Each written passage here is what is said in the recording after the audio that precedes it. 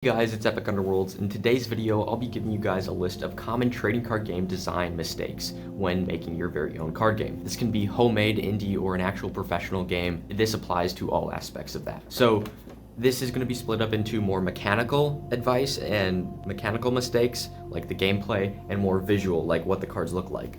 Mistakes. So starting off with number one is your creatures having pretty much the same abilities as your non-creature cards or your spell cards, like in Magic. So the reason you don't want this is because if all your creatures have pretty much the same abilities or can do the same things your spells can, why use a spell? Because the things you get with creatures is you get that ability and you can attack and defend. That's what you need to win the game. Spells are kind of just something that influence or add to the game. They're not necessary to win in most cases. So let's say you have a card that says, when played, deal 3 damage. That's a pretty powerful spell. But let's say you have a creature that says, when played, deal 3 damage, and it's a 2/2. You know, it can attack, defend, and it has that ability.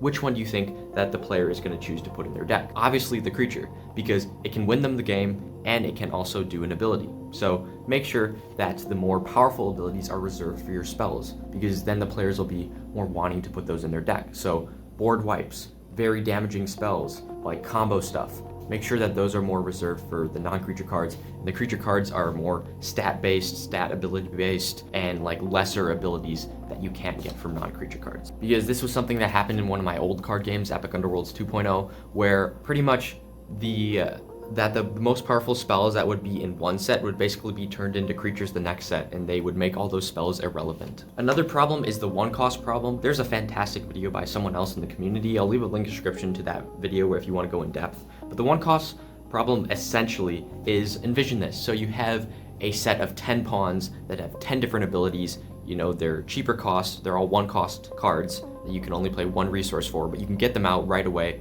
10 different abilities, or you can have one powerful queen that has one ability. You know, which one do you think your player is going to choose?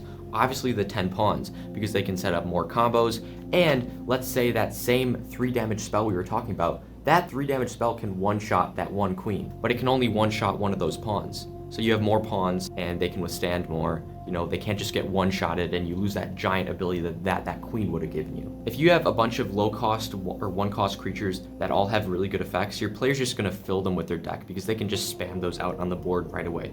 Because if you're gaining like 4 resources a turn, then you can just play 4 cards, whereas you could only play 1 queen in that example. That's the premise, so I hope that makes sense. Another big issue is power creep. This is something you don't see till the later sets of someone making a card game, but envision this. There's a 2-cost, 2-attack creature, and that is what it is for the first set. Then in the next set, you make that same 2-cost card a 3-attack creature, and you give it an ability.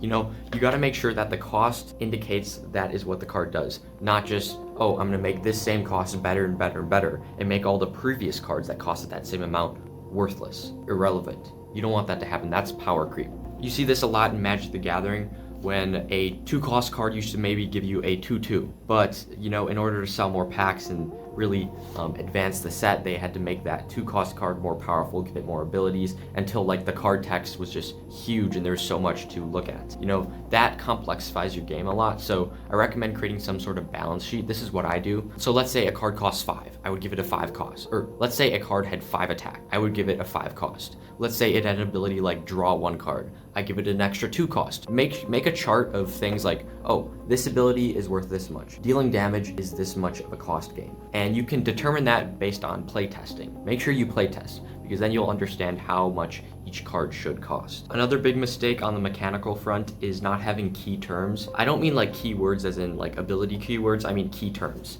So for example, if I have a card that says when killed, you know, you gotta make sure, what does when killed mean? Does it mean killed by a creature? Does it mean killed by a spell? Because there's other things like when discarded or when destroyed. Make sure you have a definition of each of those, because I see this in so many card games.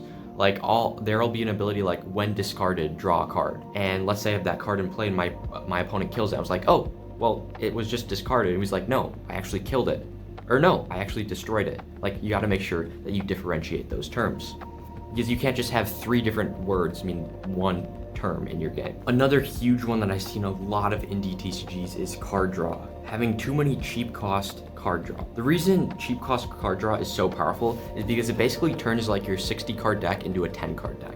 because those draw cards basically get you to the very best cards in your deck. They narrow down your search to the best combo that you can pull off right away. So make sure that you don't have a card that says, oh, a 0 cost draw 2, because that's basically like a filler card that removes like two spaces in your deck, because you can get two more cards closer to the best cards. So for example, if you want to add like a combatant to this, let's say it's a 2 cost card that says draw 1 card, and if that card is a non-creature card, draw 1 more. So there's still the chance to draw 2, but it's not as powerful and it costs more. So make sure that your draw support cards, if it is like a draw 2 or higher, make sure that those are very expensive. But if you want to do cheap cost draw support cards, make sure that, oh, like I have to discard a card in my hand to draw an extra card, or something that it doesn't just give you those free cards to get to the best combo. Because if you have 2 really good cards in your deck and you need them to win the game, and you can just draw right to those 2 cards, then your deck is broken and it creates a toxic meta. Another huge one is slow resource gain. So for example, if you gain 2 resources every turn and the average cost of your card is like 2 to 3, then you're only going to be playing 1 card a turn. You won't be able to pull off massive 1 game or 1 turn combos that make TCGs fun. You won't be able to play a lot of cards, and just going to be super slow. You'll basically get in a rhythm where you play a card, it kills your opponent's card, they play a card, it kills your card, and the game doesn't go anywhere, it's just slow. So make sure that you gain more than the average cost of your cards. So for example, if the average cost of my cards was 2 cost, I would probably want to gain 4 or maybe like 6 resources a turn so I can play 2 to 3 cards. That is what makes a game fast and fun. Another way to combat this that I've seen in other card games is like still make those cards cost like 2 if you gain 2 resources, but make all your non-creature cards free. That's something you see in like Chaos Galaxy and a lot of other card games. So that's a good way to combat it too. But in general, make sure that you're not gaining slow resources. Speaking on resources, there's a big issue in Magic called Mana Screw, where you can basically lose all your lands and your ability to gain resources. That's not really fun. So make sure if you are designing a new card game, this is something you could do. Instead of gaining like, oh, I build up this resource pile over time, but my opponent can like influence, how about you just gain a set amount of resources every turn the whole game? That's a good way to keep it balanced. The focus is more on the cards rather than managing your resources, unless that's something you really want to. But that can be very annoying for someone who's about to play a 7 cost card and someone just destroys all their lands. You know, it doesn't make the game fun for the other player. Okay, so now getting more into the visual mistakes I see in a lot of card games is not following the same art style or world. This is something that I think a lot of single card game creators can do really well. They have one single vision. They can create a bunch of cards in the same art style and it flows really well. It's like you're exploring one world rather than like a fragmented collaboration of a bunch of different artists that don't really have that same vision of you for your world. The only exception I would say is Pokemon, because they might not have the same art style, but they have the same characters that come back from each set. So that's something you could do. But if you're like a single creator, I recommend just having that single art theme and making it the base of the game. You know, if you're using colored pencil, only use colored pencil. If you have a certain style, only use that certain style. You know, you can still experiment, but make sure that it's not like, oh, like all these cards in this set, I can't even tell that they're from the same game. One more mechanic thing is not playtesting. This is like a pretty basic one, but the reason I say this, if you don't know why playtesting is important,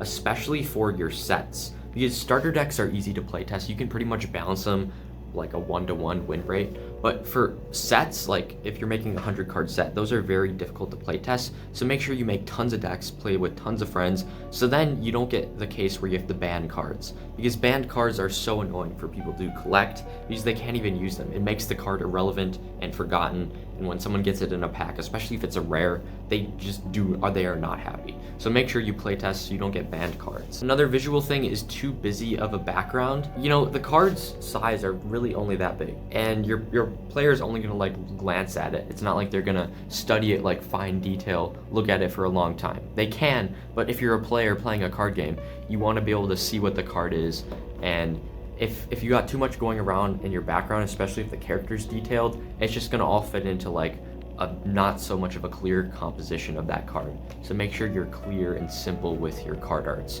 You know, it's still good to be detailed, but don't be too detailed, especially in the background. Even I break this sometimes, so it's okay to do it like once in a while if you just really like drawing a specific card, but for the most of your cards, they should not be too complicated a background. Another thing I really don't like in card games, this is just a personal taste, so you can ignore this, but is high contrasted card templates.